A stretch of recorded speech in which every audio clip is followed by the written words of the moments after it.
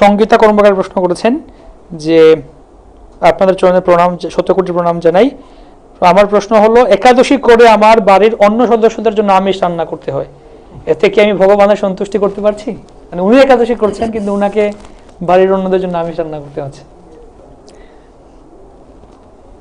না, একাদশীতে আমিষ অন্যদের রান্না করা তো দূরে থাকুক, এমনি আপনি যদি নিরামিষ খাচ্ছেন কিন্তু আমিষ রান্না করছেন, বলা আছে পশু হত্যার 6 জন ভাগিদারে হয়।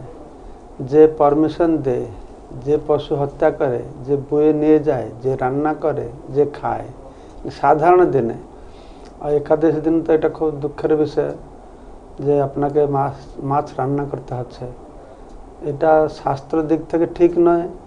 এখন যদি আপনার সেরকম পরিস্থিতি নেই, করতে হচ্ছে, আপনি একাদশী করছেন কিন্তু মাছ রান্না করতে হচ্ছে, কিন্তু শাস্ত্রের দিকেতে এটা ঠিক হবে না। আপনি যদি অ্যাভয়েড করতে পারেন ভালো হয় জিনিসটা। এই হরিবাসর নিয়ে আমি বলি একটা সেন্টেন্স, যে হরিবাসর আছে না, মানে একাদশীকে বলে হরিবাসর, জন্মাষ্টমী হরিবাসর মানে কি হরির দিন। তোমাদের বাংলা আছে না বিয়ের বাসর আছে না, আছে না, মানে বিয়ের দিন না, বিয়ের দিন। তো সেই জন্য হরিবাসর হরির দিন। এই একটা দিন সম্পূর্ণ গোবিন্দায় সহা হরির জন্য উদ্দিষ্ট করা হয়েছে। যেহেতু মহারাজ আপনি হরিভাষা সম্বন্ধে বললেন, আরো আমরা এখানে জানতে চাচ্ছি, মাধব তিথি বলা হয়, মাধব তিথি মানে কি? মাধব তিথি ভগবান কৃষ্ণের তিথি। মাধব তিথি ভগবান কৃষ্ণের তিথি। এটা মাধবের, এটা যে ভক্তির জন্মে, এইটা করলে আর ভক্তি বাড়ে, সেই জন্য আমরা একাদশী করি। কোনো ভৌতিক কর্মফল আশা করি না, কিন্তু পুরাণে দেখবে এসব ভৌতিক কর্ম বিষয়ে লেখা হয়েছে বেশি।